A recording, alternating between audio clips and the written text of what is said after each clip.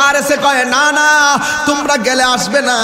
ওই দুইটা সন্তান ডাক দিয়ে বলে নবীর আওলাদেরা ওয়াদার খেলাফ করে না। ময়ূরো না ময়ূরো না রে জয়নাল, তুমি জয়নাল ময়ূরো না, তুমি জয়নাল মারারে গেলে নবীর বংশ থাকবে না। মুহরমের 10 তারিখে যে কোনা কি ঘটাইলে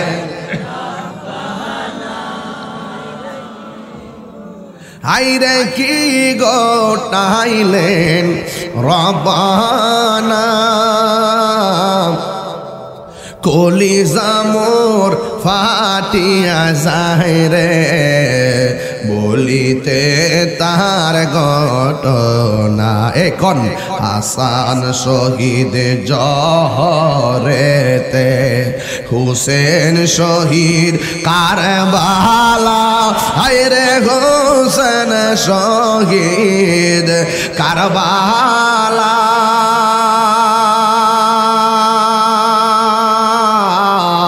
জয়নাল আবেদিন বন্দিরে হইল এজিদের জেলখানা। এখন না মুহরমের কি ঘটাইলেন রব্বানা, হাইরে কি ঘটাইলেন রব্বানা,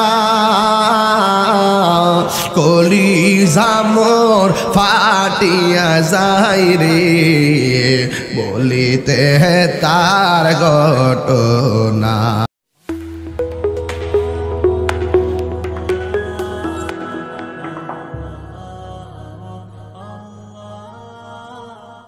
ছানি দিয়ে কাছে নিও, আমি যদি কোনো দিন পথ বলে যাই, হাত ছানি দিয়ে কাছে নিও, মমতার বন্ধনে আমায় বেঁধে, মমতার বন্ধনে আমায় বেঁধে সব ভুল ক্ষমা করে দিও, সব ভুল ক্ষমা করে দিও। মুআজ্জাজ ও মুকাররম মৌলভীবাজার জেলার অন্তর্গত কোলাউড়া উপজেলাধীন কর্মধা পূর্ব ফটিগলি জামি মসজিদ কমিটির উদ্যোগে আয়োজিত সুন্নি মহাসম্মেলনের সভাপতি 13 নং কর্মদা ইউনিয়ন পরিষদের মাননীয় চেয়ারম্যান জনাব মহিবুল ইসলাম আজাদ সাহেব, 13 নং কর্মদা ইউনিয়ন 4 নং ওয়ার্ডের মেম্বার সহসভাপতি জনাব আব্দুল মতিন সাহেব, ওয়া মুবাল্লিগিন উলামায়ে কেরাম উপস্থিত থাকবেন। হাজরাতুল আল্লাহ মাওলানা আসনে আশফাক মুফতি শামীম রাজা তাহিরি, মাওলানা জুবাইর আহমদ সালিহি, মাওলানা আব্দুল মুত্তালিব সাহেব, মাওলানা ইসরাইল আলী জালালাবাদী সাহেব। ইন্তেজামিয়া কমিটির পক্ষে মাওলানা হাফেজ সালিক আহমদ।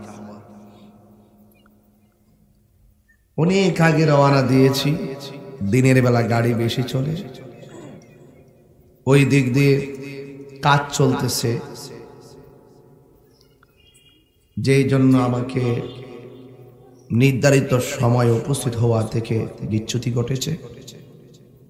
এরপর আপনাদের ধৈর্য দেখে আমি অত্যন্ত অভিভূত হয়েছি। অনেকে আপনারা দুপুরে খাবারও খাননি, অনেক আগে চলে এসেছেন।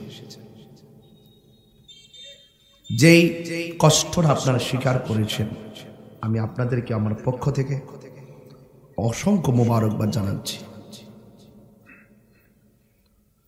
আপনারা জানেন প্রতিদিন বাংলাদেশের বিভিন্ন জায়গায়, আগে এলাকায় মাহফিল করছি, একই এলাকায় কষ্ট কম হয়েছে, এখন একটা মাহফিল এই প্রান্তে আর একটা ওই প্রান্তে, সবকিছু মিলিয়ে দিনের বেলার প্রোগ্রামগুলো অত্যন্ত কঠিন। রাতের 3টা প্রোগ্রামের সমান দিনে একটা মাহফিলে কষ্ট হয়। এটা আপনারা ফিল করবেন না কেন? এই জন্য যে আপনারা তো এই জগতে নেই। যারা এই জগতে কাজ করে অনেক কষ্ট করে, হাজারো গাড়িকে উপেক্ষা করে, রাস্তার বিড়ম্বনা, রাস্তার রিস্ক, কুয়াশা, ডাকাতের ভয়, গাড়ি ঘোড়া সবকিছু মিলিয়ে প্রতিদিন এভাবে চলা আল্লাহর অশেষ রহমত ছাড়া সম্ভব।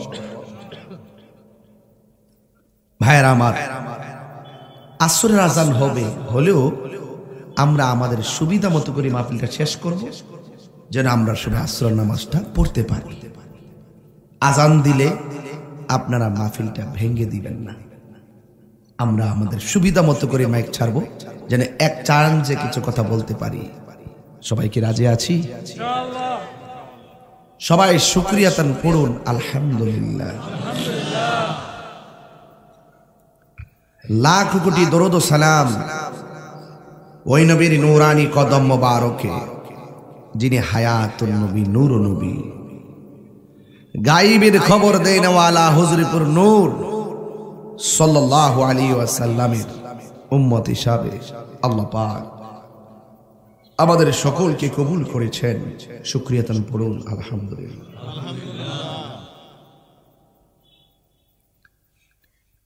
এই দুনিয়াতে আল্লাহ আমাদেরকে পাঠিয়েছেন, আমরা চলবো, আমরা দাঁড়াবো, আমরা একটু শুইব, যেই জন্য আল্লাহ পাক আমাদের জন্য জমিনটাকে বিছানা বানাই দিয়েছে।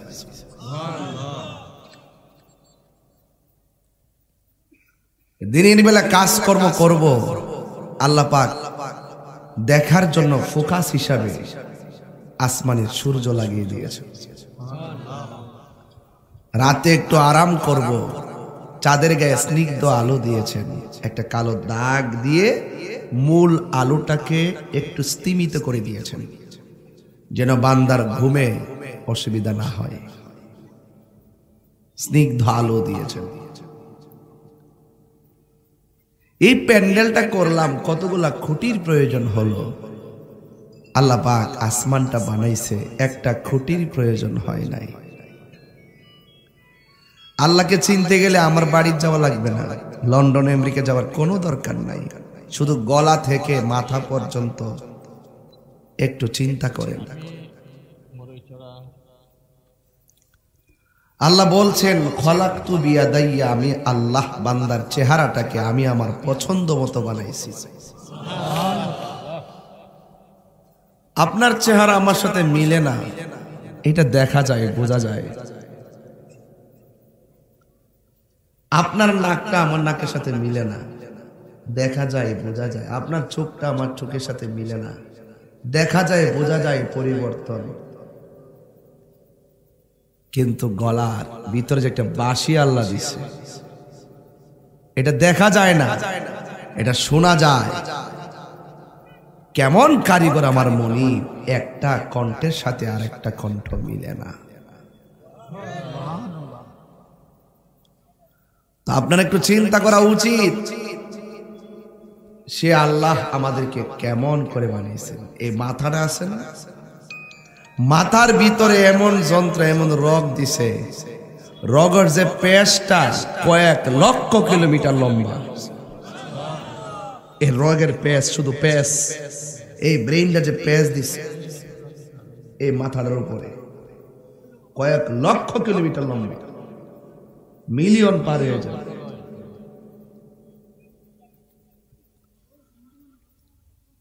আমাকে এই মাত্র বসার পরে এন্তেজামিয়া কমিটির পক্ষ থেকে একটা বিষয় দিছে। আসলে সময়ের কারণ বিষয়টা খুব লম্বা, এরপর আমি চেষ্টা করব অল্প অল্প করে টাচ দেওয়ার জন্য। রাসূল পাকের আদরের নাতি ইমাম হাসান ওয়া হুসাইন, ইমামে আলী মুকাম, হকের জন্য জীবন দিয়েছিলেন নাকি ক্ষমতার জন্য জীবন দিয়েছিলেন? এই বিষয়টা নিয়ে আলোচনা করার কথা বলছে। এটা তো বহুত লম্বা ঘটনা রে বাবা। আমি দৌড়ায় এসি, খাবারের সাথে জিয়ারত করতে পারিনি। ডাইরেক্ট গাড়ির থেকে নামে স্টেজ আইলাম, এত লম্বা আলোচনা করুন কেমনে, সময় আর ব্যাপার। আবার একটু মহব্বতে বলতে হবে, ইমাম হুসাইন রাদিয়াল্লাহু তাআলা আনহু কি চেয়ারের জন্য জীবন দিছে নাকি হকের জন্য? আমরার কি উচিত? আমাদেরও উচিত চেয়ার তুচ্ছ, ক্ষমতা তুচ্ছ, আহলে বাইতের মহব্বত সবার শ্রেষ্ঠ। ঠিক আছে কিনা বলেন? আল্লাহর হাবিব যাকে অনেক ভালোবাসতেন, যাকে আদর করে ঠোঁটে চুমা দিতেন, এই বিয়াদব মুনাফিকের গোষ্ঠীরা সেই হাসানকে এই ঠোঁট দিয়া বিষ পান করাইয়া শহীদ করে দিল। গলায় বারবার চুমা দিয়েছেন। ওই বিয়াদব মুনাফিকের গোষ্ঠীরা সেই হুসাইনের গলায় ছুরি চালায়া শহীদ করে দিয়েছে। তার মানে একটা কথা ক্লিয়ার হয়ে গেল, মুসলমানদের সবচাইতে বেশি ক্ষতি করছে মুনাফিক মুসলমানরা। এখনো বাংলাদেশে তাই চলছে, এখনো বিশ্বে তাই চলছে।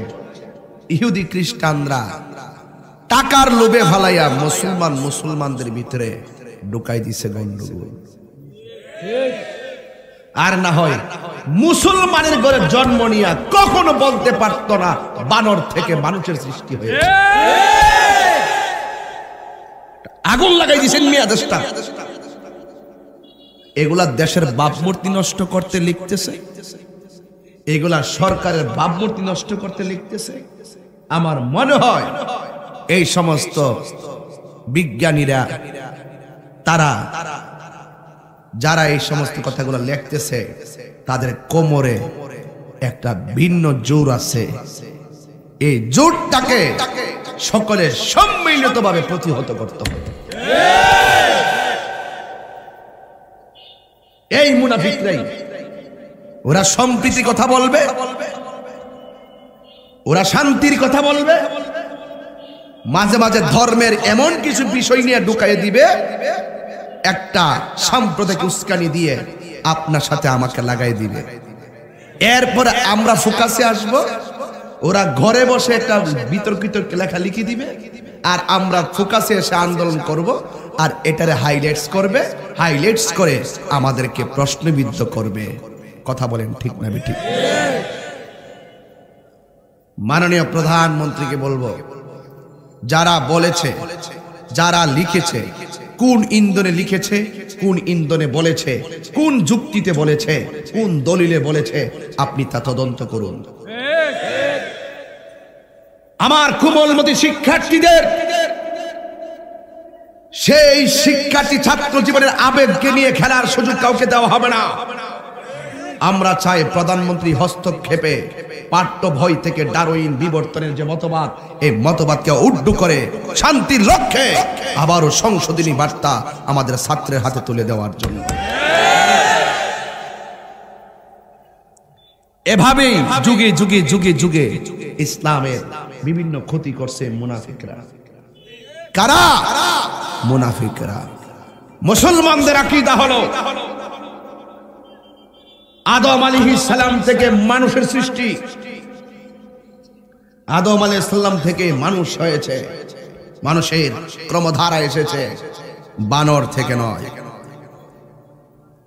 কেবলমাত্র যাদের জন্ম বানরের ঘরে, তাদের পক্ষে সেই কথাগুলো বলা শোভা পায়।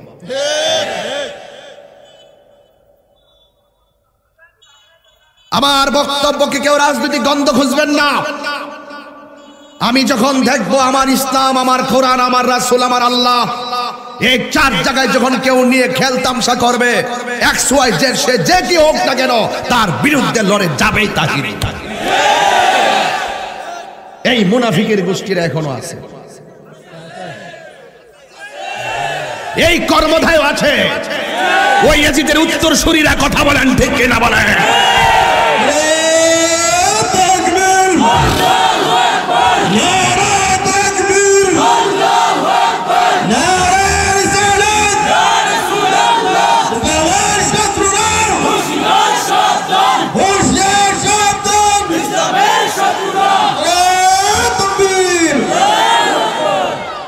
ডারউইনের মতবাদ, তার যে সে যে বক্তব্য লিখেছে বা বক্তব্য দিয়েছে, তার যে অভিমতটা শুধুমাত্র মুসলমান ধর্মের সাথে সাংঘর্ষিক না। তার এই মতবাদকে কোন ধর্মই অ্যালাউ করে না। কথা বলেন ঠিক কিনা বলেন?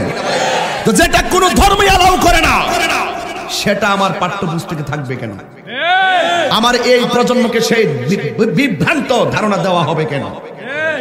মাননীয় প্রধানমন্ত্রী, আপনি অনতি বিলম্বে এগুলোকে পাঠ্যপুস্তক থেকে দূরে সরান। এগুলো দেশের ভাবমূর্তি এবং আমাদের ধর্মীয় চেতনার যে ভাবমূর্তিকে নষ্ট করার জন্য তারা এক এক সময় একটা লিখবে, লিখে ছাত্রদের হাতে তুলে দিবে বিভ্রান্তিকর লেখা। আমরা সবাই যখন ধরবো তখন তারা বলবে আই এম সরি। এগুলো চলবে না। তাকে দায়িত্ব দেন। যারা গোটা জাতির দায়িত্ব নিয়ে কথা বলবে, তারা সরি বলবে কেন? তারা 100 বার সচেতন হয়ে লিখতে হবে। কথা বলেন ঠিক না বেঠিক? এই ডারউইন মতবাদ সপ্তম শ্রেণীর সেই বিজ্ঞান ইতিহাস বই থেকে মুছে ফেলে সুন্দর সংশোধনী দেওয়ার জন্য, আমার ছাত্রের হাতে সুন্দর একটি বার্তা তুলে দেওয়ার জন্য, ওই মতবাদকে ডিলিট করে আমাদের হাতে পরিচ্ছন্ন সংশোধনী লেখা পাঠ্যপুস্তক তুলে দেওয়ার জন্য মাননীয় প্রধানমন্ত্রীর হস্তক্ষেপ কামনা করছি। ভাইয়েরা আমার, আমরা বলতে চাই, আমরা কি হুসাইনি মুসলমান নাকি ইয়াজিদি মুসলমান? এখন আমি প্রতিবাদ করছি, এই প্রতিবাদ করতে গেলে জোর লাগে, জোর। এই প্রতিবাদ করতে গেলে সাহস লাগে। আমি কেন বলছি? আমি ইমাম হুসাইনের চেতনাকে লালন করি। যেহেতু আমাকে কারবালা দিয়েছেন, আমি হুসাইনি চেতনাকে লালন করি। আমি আগুনকে আগুন বলবো, পানিকে পানি বলবো, সাদাকে সাদা বলবো, কালোকে কালো বলবো। আমি যদি এখানে কালোকে সাদা বলি, আপনি কি আমাকে মানবেন? তাহলে আমাকে বলার সময়, যেহেতু আমি ফোকাস, যেহেতু আমাকে আপনারা ফলো করেন, যেহেতু আমার সামনে বসে আছে হাজার লোক, আমাকে কথা বলতে গেলে ওই কথাটাই বলতে হবে যেটা ছোট থেকে বড় পর্যন্ত মানতে বাধ্য হবে। আমি কি বানিয়ে কিছু বলতে পারবো? চেয়ারম্যান সাহেব কি বানিয়ে কিছু বলতে পারবে? ইসলামের বাইরে কথা বলতে পারবে? অথবা অসামঞ্জস্যপূর্ণ কোনো কথা বলতে হবে? পারবে? কেন পারবে না? তিনি জনগণের প্রতিনিধি। তিনি এমন ভাবে কথা বলবেন যে কথাগুলো ছোট থেকে বড় পর্যন্ত সম্মানের সাথে গ্রহণ করবে। কথা বলেন ঠিক কিনা? এই কারবালার ঘটনা, বিয়োগান্ত ঘটনা, এগুলো এত সহজে দিনের বেলা ওয়াজের বিষয় না। এগুলো দিবেন রাত্রে 11টার পরে, মানুষ নীরব থাকবে, কেউ হাঁটাচলা করবে না, চোখের পানি ফেলে গড়ে গড়ে কান্না করবে। এগুলো হলো অনেক বুঝার জিনিস। এই জন্য আমি যেহেতু কারবালার চেতনাকে লালন করি, একটা সৎ একটা মিথ্যার বিরুদ্ধে প্রতিবাদ দিয়ে ওয়াজ শুরু করলাম ইনশাআল্লাহ। আমার যুবক ভাইয়েরা, আমার মুরব্বী বাবাজিরা, হাজার হাজার মানুষ এই কুলাউড়া, কর্মধাপ, মৌলভীবাজারের বাবারা, আপনারা যারা এসেছেন, আল্লাহ রাব্বুল আলামিন কোরআনে কারীমের মধ্যে বলেছেন, আমাকে যদি প্রশ্ন করেন তাহিরি হুজুর কারবালা কেন হলো, আমি এক কথা উত্তর দিব কোরআন থেকে, যা আল হাক্কু ওয়া সাহাকাল বাতিল ইন্নাল বাতিলা কানা সাহুকা। আল্লাহ রাব্বুল আলামিন বলেছেন, সত্য সমাগত, মিথ্যা দূরীভূত, অন্যায়ের কাছে মাথা নত করা যাবে না। ইমাম হুসাইন শিক্ষা দিয়েছেন, অন্যায়ের কাছে মাথা নত করবে না, বীরের মতো লড়ে গিয়ে জীবনটা দিয়ে দিবে। এটাই হলো কারবালার আসল শিক্ষা। কথা বলেন ঠিক কিনা? আমার নবীর নাতি ইমাম হাসান রাদিয়াল্লাহু তাআলা আনহুকে ওরা বিষ পান করালো। ছোট ভাই যায় বলতেছে, ও বড় ভাই, বুকের মধ্যে হাত দিয়া যন্ত্রণায় ভুগতেছেন, তার কারণটা কি? বুকে কোনো ব্যথা আছে নাকি? তিনি বলছিলেন, ভাই আমার বুকে কোনো ব্যথা নাই, আমার মনে হয় ওরা খাবারের সঙ্গে বিষ মিশাইয়া দিছে। কারে বিষ মিশাইছে? নবীর আওলাদ, যিনি জান্নাতের সর্দার, যিনি জান্নাতের সর্দার, তাকে বিষ পান করাইছে। আবার ওই ইমাম হাসান হুসাইনের সঙ্গে বিরোধিতা কইরে বেহেশতে যায় বাগা, লাথি মাইরা ফেলাই দিবে। সিন্নি খাইলে কার দ্বারা মোল্লা সিন্নারে বিয়াদ্দবের গোষ্ঠীরা।